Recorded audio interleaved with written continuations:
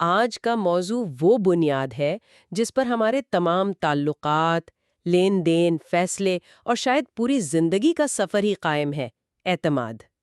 جی، اعتماد۔ یہ وہ احساس ہے جو کبھی ہمارے معاشرے میں بہت بہت عام تھا، مگر اب لگتا ہے جیسے کہیں کھوسا گیا ہے۔ ہاں، پہلے زمانے میں زبان کا پاس ہوتا تھا، وعدے کا وزن ہوتا تھا۔ اب وہ بات نہیں رہی نا؟ ہے نا؟ بالکل۔ تو سوال یہ پیدا ہوتا ہے کہ کیا واقعی قابل اعتماد لوگ نایاب ہو گئے ہیں، یا کہیں ہم نے ہی اعتماد کرنے اور اسے پرکھنے کا ہنر گنوا دیا ہے؟ یہ ایک اہم نقطہ ہے۔ کیا ہم جلد بازی میں غلط لوگوں پر بھروسہ کر کے بعد میں پوری دنیا کو ہی ناقابل اعتبار سمجھ بیٹھتے ہیں؟ ہاں، شاید ایسا ہی ہوتا ہے۔ تو آئیے اسی پر ذرا گہرائی میں بات کرتے ہیں، سمجھتے ہیں کہ آخر اعتماد ٹوٹتا کیوں ہے، جی، سمجھداری سے اعتماد کیسے کیا جا سکتا ہے، اور زندگی کے مختلف پہلو جیسے ذاتی تعلقات، کاروبار اور خاص طور پر آج کل سوشل میڈیا، وہاں اسے کیسے سنبھالیں۔ بالکل۔ اس پہلو کا جائزہ لینا بہت ضروری ہے۔ وہ گئے؟ نہیں، اتنا سادہ نہیں۔ دیکھیں، ذرائع تو یہی بتاتے ہیں کہ اس کے پیچھے کئی عوامل ہیں، صرف لوگوں کو الزام دینا کافی نہیں۔ اچھا، کیا ہے وہ عوامل؟ جی، ذرائع کے مطابق کم از کم 4 بڑی وجوہات ہیں۔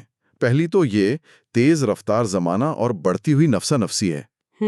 ہر کسی کو ہر چیز فوراً چاہیے۔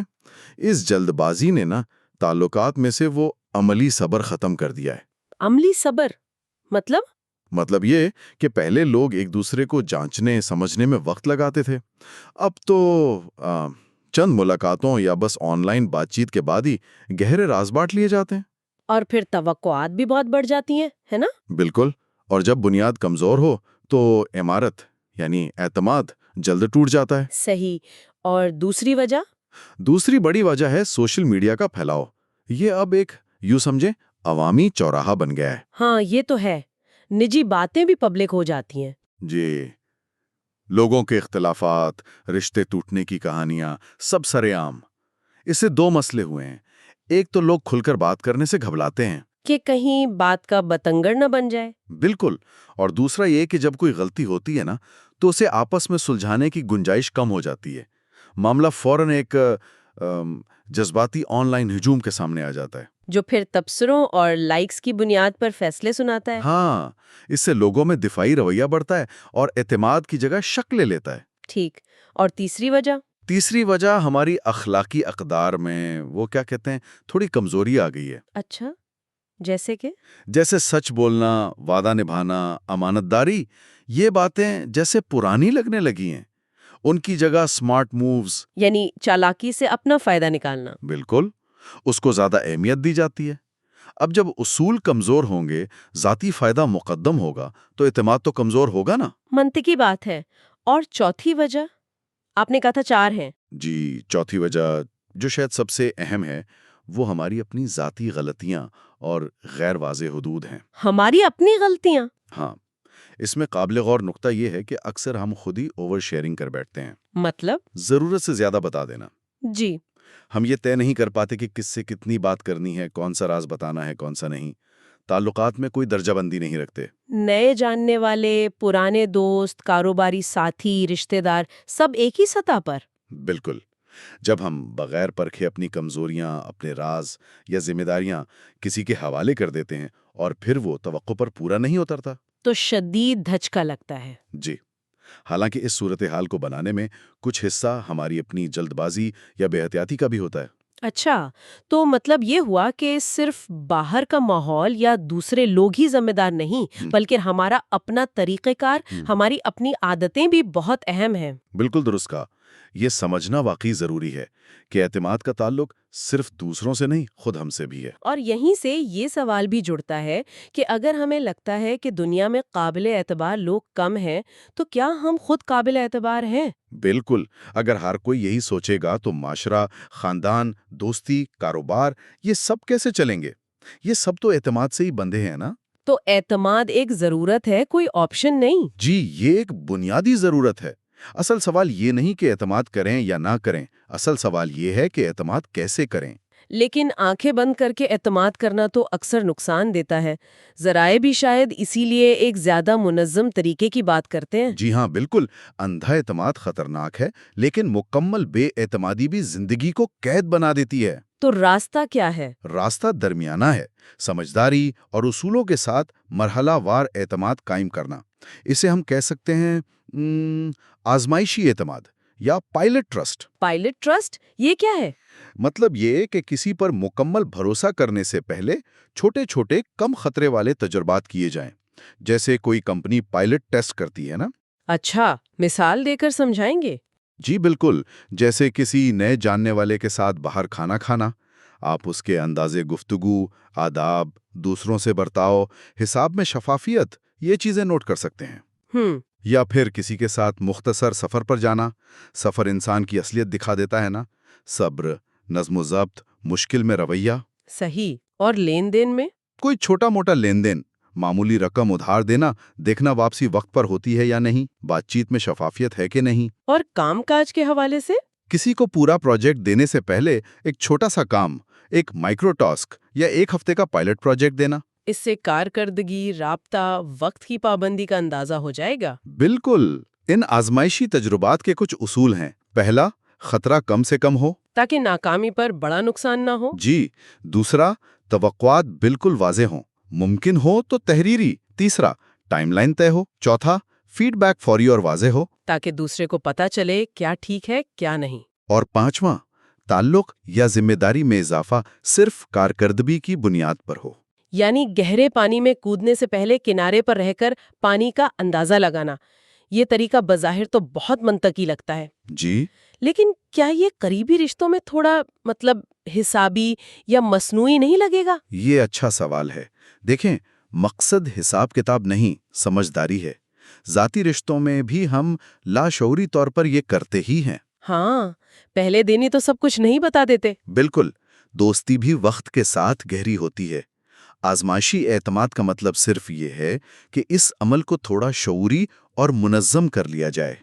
یہ مصنوعی تب لگے گا جب آپ اسے بہت میکینیکل انداز میں کریں گے۔ ٹھیک، یہ وضاحت اہم تھی۔ اب ذرا نفسیاتی پہلو پر آتے ہیں۔ جب اعتماد ٹوٹتا ہے تو اتنی شدید تکلیف کیوں ہوتی ہے؟ جب کوئی دھوکہ دیتا ہے تو یہ صرف ایک برا واقعہ نہیں ہوتا، لگتا ہے جیسے یہ ہماری اپنی ذات پر، ہماری خود قدری پر حملہ ہے۔ آپ نے بالکل درست کہا۔ ہم خود سے سوال کرنے لگتے ہیں، شاید مجھ میں ہی کمی ہے، میں ہی لوگوں کو پہچاننے میں غلطی کرتی ہوں۔ اور یہ خود شکی کا احساس بہت تکلیف دہ ہوتا ہے۔ یہ ہمیں مستقبل میں نئے رشتے بنانے سے بھی ڈراتا ہے۔ تو پھر کیا ہوتا ہے؟ جب کسی کا اعتماد ٹوٹتا ہے تو ایک طرح کے دو راہے پر ہوتا ہے۔ ایک راستہ تو یہ ہے کہ وہ سمجھے کہ دنیا میں کوئی قابل اعتبار نہیں اور سب سے فاصلہ کر لے۔ یہ تو تنہائی کی طرف لے جائے گا۔ جی۔ دوسرا راستہ یہ ہے کہ وہ اس تجربے کو سبق سمجھے اور اپنی اعتماد کرنے کی صلاحیت بہتر بنائے۔ یعنی سیکھے کہ کیسے پرکھنا ہے، کیسے حدود بنانی ہے، کیسے اپنی حفاظت کرنی ہے۔ بالکل۔ اس نفسیاتی چوٹ سے شفا پانے کے لیے کچھ قدم اٹھائے لا سکتے ہیں۔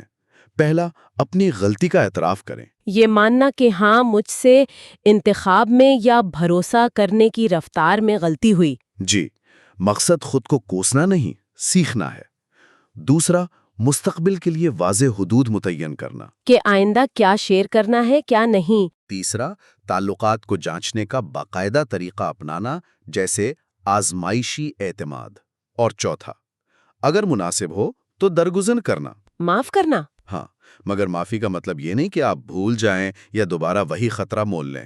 مطلب یہ کہ دل سے بوجھ اتار دیں، لیکن اپنی حفاظت کی حدود برقرار رکھیں۔ یہ بات بہت اہم ہے کہ معافی کا مطلب حدود کا خاتمہ نہیں۔ اچھا، تو یہ جو اعتماد کرنے کی صلاحیت بہتر بنانے کی بات کی، یہ کیسے پیدا کی جائے؟ ذرائع ایک عملی خاکے کا ذکر کرتے ہیں نا؟ جی، ایک عملی فریم ورک ہے جس کے اصول تقریباً ہر قسم کے تعلقات پر لاگو ہو سکتے ہیں، ذاتی، دوستی، کاروباری، سب پر۔ کیا ہے وہ اصول؟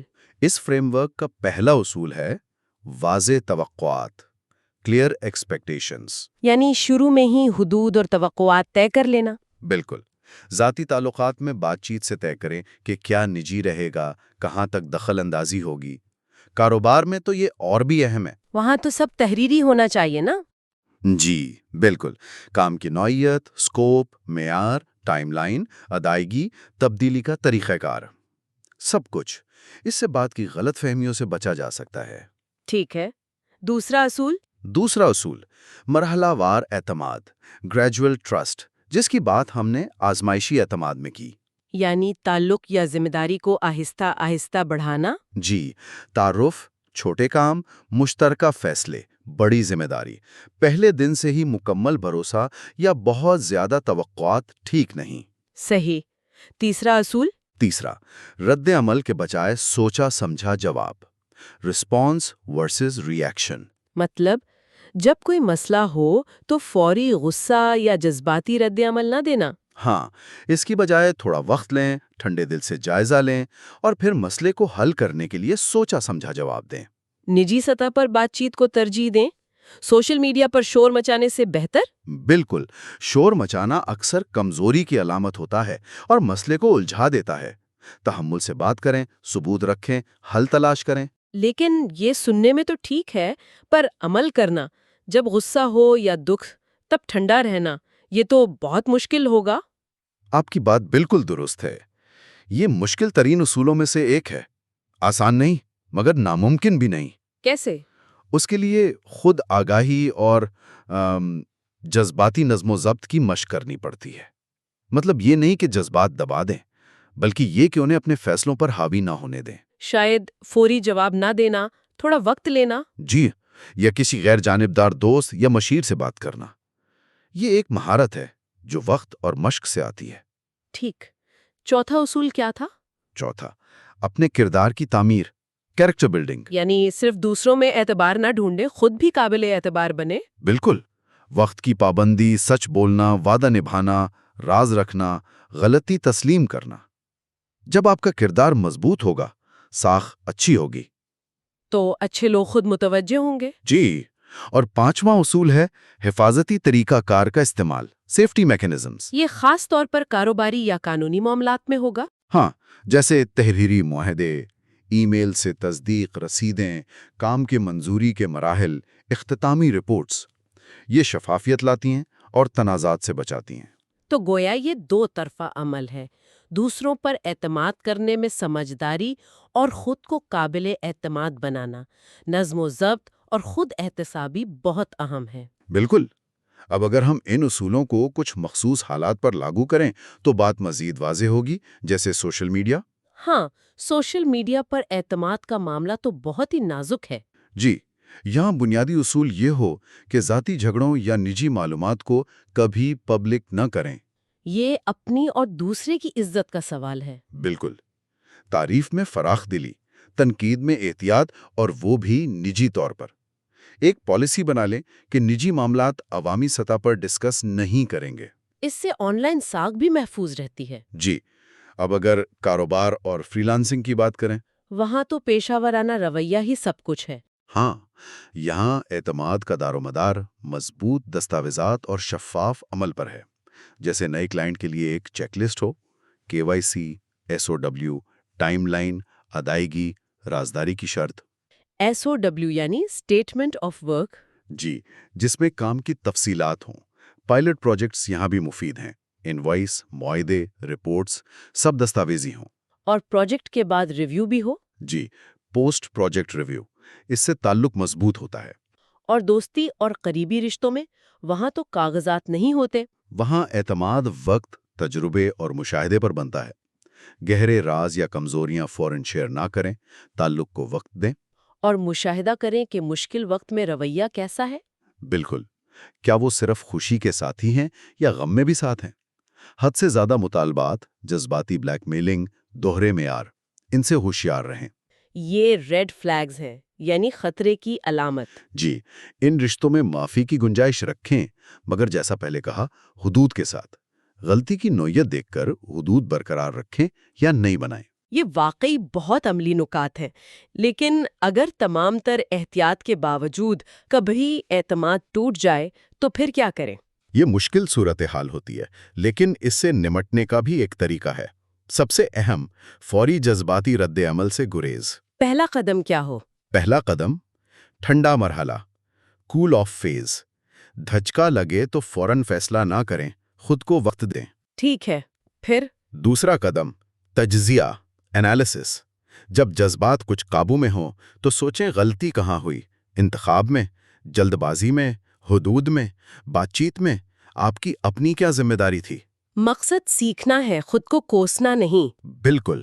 تیسرا قدم، سبق، لیسن لرنڈ۔ اس تجربے سے کیا سیکھا؟ اپنے اعتماد کرنے کے نظام کو اپڈیٹ کریں۔ آئندہ کیا مختلف کریں گے؟ چوتھا قدم؟ چوتھا، بحالی، ریکوری۔ خود کو بند نہ کریں، یہ نہ سوچیں کہ اب کوئی قابل اعتبار نہیں۔ سبق استعمال کرتے ہوئے آزمائشی اعتماد کے تحت احتیاط سے دوبارہ تعلق استوار کریں۔ اور پانچواں؟ پانچواں، شفا یابی، ہیلنگ۔ جذبات کا صحت مند اظہار کریں، ڈائری لکھیں، مراقبہ، ورزش یا کسی قابل اعتماد دوست، بزرگ یا مشیر سے بات کریں۔ تو اگر میں خلاصہ کروں، اعتماد کوئی سوئچ نہیں جسے آن یا آف کر دیں، یہ ایک زندہ احساس ہے جو وقت کے ساتھ بڑھتا، گھٹتا اور آزمائشوں سے نکھرتا ہے۔ جی بالکل۔ اندھا اعتماد نقصان دہ ہے اور مکمل بے اعتمادی قید۔ بالکل۔ اصل ہدف سمجھدار اعتماد ہے، وائز ٹرسٹ۔ یہ ایک باغ کی طرح ہے، آپ کا کردار مٹی ہے، عمل پانی، شفافیت دھوپ اور حفاظتی اصول باڑ۔ اور جب یہ سب ملتے ہیں تو اعتماد کے پھول کھلتے ہیں۔ جی، اور اہم بات، جب آپ خود قابل اعتماد بنتے ہیں، بات کا پاس، وقت کی پابندی، سچ، تو قابل اعتماد لوگ خود آپ کی طرف آتے ہیں۔ تو آج کی گفتگو کو سمیٹتے ہوئے ایک آخری خیال سننے والوں کے لیے، اگر ہمیں اکثر یہ شکایت رہتی ہے کہ قابل اعتماد لوگ نہیں ملتے، تو کیا ہم نے کبھی رک کر سوچا ہے کہ کیا ہم نے خود اپنے اندر وہ اصول اور سمجھ بوجھ پیدا کی ہے جو اعتماد کو پہچان سکے، پرکھ سکے اور پھر اسے احتیاط سے پروان چڑھا سکے؟ یہ بہت گہری بات ہے۔ شاید اعتماد کی تعمیر کا سفر دوسروں میں اعتماد تلاش کرنے سے پہلے اپنے اندر اعتماد پیدا کرنے سے شروع ہوتا ہے۔ اعتماد بڑھانے کا پیغام دوسروں تک پہنچائیں، لائک، شیئر اور سبسکرائب کریں۔